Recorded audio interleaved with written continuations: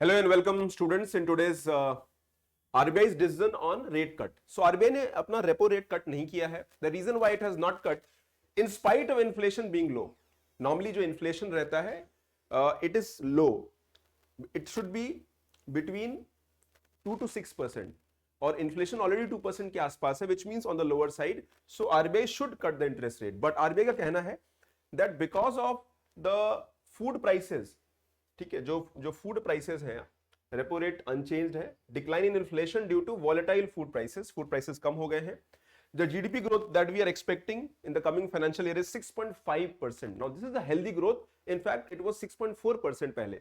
तो आरबीआई कहना है कि भी अभी इन्फ्लेशन बढ़ेगा, द फूड प्राइसेस कम हो गए, but it will stabilize and inflation will grow up to 3%. तो overall inflation will be less. तो जो रेपो रेट कट करने का जो विंडो है वो काफी कम हो गया है and we don't have to further go for repo rate cut. तो रेपो रेट कट होगा तो interest rate will come down, economy में जो है ग्रोथ बूस्ट होगी. But again RBI feels that there are certain positives as well as challenges. Positives क्या है? Low inflation. The inflation is on the lower side. तो आप देख सकते हैं low inflation 2% June 2025. So low inflation which means things are good. Common man पे impact नहीं पड़ेगा. स्ट्रॉन्ग एग्रीकल्चरल एक्टिविटी, मॉनसून अच्छा गया है. स्ट्रॉन्ग एग्रीकल्चरल एक्टिविटी से क्या होता है? There is a boost in rural demand. Boost in rural demand. अच्छा, इस वक्त प्रॉब्लम डिमांड का अर्बन से ज्यादा है. Urban demand is stagnating, it is shrinking. The next part is lower income tax burden. यानी जो गवर्नमेंट ने टैक्स बेनिफिट्स दिए हैं up to 12 lakh rupees, you don't have to pay single rupee of tax. So people will have more money in hand. अगर आप tax कम पे करोगे या नहीं पे करोगे तो you'll have more money in hand, disposable income बढ़ेगा and that will help the economy to create more demand in the economy. तो इकोनॉमी में डिमांड क्रिएट होगा and that will create more consumption. आप खर्च करोगे और कंजम्पशन होगा. But there are challenges also. For example सबसे बड़ा चैलेंज है जियोपॉलिटिक्स. यूएस ट्रेड का इंपैक्ट बहुत कम होना चाहिए because US trade is just 2% of GDP and इतना इंपैक्ट नहीं पड़ना चाहिए. So there is one aspect की इसका अनसर्टेनिटी है, how things will go. Private investment जो है वो अनसर्टेनिटी को वेट कर रहे हैं. In fact government is very bullish और गवर्नमेंट केपेक्स में यानी पब्लिक एक्सपेंडिचर बढ़ा रही है. इंफ्रास्ट्रक्चर ऑल दोस एरियाज में गवर्नमेंट काफी स्पेंडिंग कर रही है, तो वो एक अच्छा साइन है. Subdued income growth in urban areas. Now India का जो मिडिल क्लास है उसकी इनकम स्टैग्नेट हो गई है. Things are tough for middle class in India and that is where urban areas is facing stagnating income growth.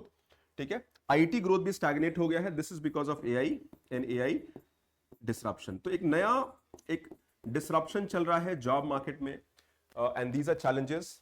Accept manual labour, all the areas are getting impacted. So we'll have to see how the dynamics change. But overall RBI का जो repo cycle है उसमें further rate cut की बात नहीं की है और जो पॉलिसी स्टैंस है वो न्यूट्रल है. So policy stance is neutral. Policy stance neutral का मतलब है it can go either way. Rate बढ़ भी सकता है, रेट कम भी हो सकता है and that is the reality. Now दो तीन बातें इसमें हैं I want to tell the new students. So RBI का जो ऑफिशियल पॉलिसी है that is called inflation targeting. RBI का official policy is called inflation targeting. और repo rate inflation targeting 4 plus minus 2%. Okay. So highest आपका 6% है, lowest आपका 2% है. Inflation इस range में रहना चाहिए, on the lower side rather. So if RBI inflation इतना maintain कर लेती है in the economy, then repo rate जो होगा, रेपो रेट क्या है? Repo rate is the rate at which RBI lends to the bank. तो रेपो रेट कम होगा. If inflation is low, interest rate कम होगा because that will contain the inflation. तो इस रेंज में हमारा इन्फ्लेशन ऑलरेडी लोअर साइड पे है, तो रेपो रेट हमारा लोअर साइड पे है and that is a good sign. It will be good for economy, healthy economy. Because economy अगर आरबीआई सस्ता लोन देगी तो बैंक भी सस्ता लोन देगा, इकोनॉमी में आपको सस्ते लोन मिलेंगे, बिजनेस एक्टिविटी बढ़ेगी, डिमांड बढ़ेगा, the business cycle will improve, income will improve, growth will improve, employment will improve and GDP growth भी होगा. So एक बहुत ही virtuous cycle create होगा. So inflation is something that has to be understood. तो inflation control करना बहुत जरूरी है. The good sign is that inflation in the last few months consistently कम हो रहा है. तो आरबीआई ने रेपो रेट कट किया था कुछ महीने पहले, बट नाउ रेपो रेट को स्टेबल कर रहे हैं. They are saying that repo rate को और कट नहीं करेंगे बिकॉज रेपो रेट को और अगर कट करते हैं तो शायद आगे दिक्कत हो जाए. Because we are expecting inflation to go up. Also, जो US led policy uncertainty है, उसका क्या impact inflation पे पड़ेगा? We don't know. The global economy is going through turmoil, but India की जो डोमेस्टिक इकोनॉमी है वो स्टेबल है, हमारा जो डोमेस्टिक डिमांड है वो स्टेबल है, because India is a consumption driven economy. 58% जो भारत का जीडीपी है वो इंटरनली आता है कंजम्पशन से, and investment is one area where India has to push. तो इंडिया को इन्वेस्टमेंट ड्रिवन ग्रोथ करना होगा, बिकॉज कंजम्पशन तो एनीवे हमारा अच्छा खासा है, ऑलमोस्ट 60% ऑफ द जीडीपी जो है वो कंजम्पशन से आ रहा है, जो आप परचेजिंग कर रहे हो पर डे, या फिर जो demand 140 crore people are creating. So that is the whole totality. तो आरबीआई का ऑफिशियल जो पॉलिसी है वो है इन्फ्लेशन टारगेटिंग, और इसमें आरबीआई की एमपीसी मॉनेटरी पॉलिसी कमिटी हर 2 मंथ पर इसको तय करती है, डिसाइड करती है। So repo rate is actually the most important rate, और इसको हम लोग पॉलिसी रेट भी कहते हैं। We also tell it as a policy rate. Y?